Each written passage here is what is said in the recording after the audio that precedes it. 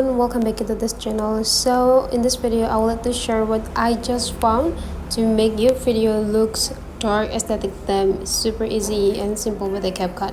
Open the CapCut application and then you just need to open the video that you want to edit here, and the next thing you need to do is just go tap into the effects, or you just need to go back and click into the clip here and please drag this side into the left side until you got a filters.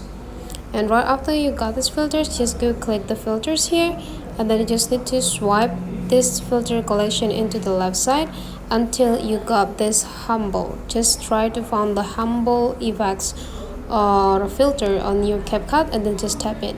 And now you can also adjust in the intensity of the darkness. You can make it less dark or you can make it super dark.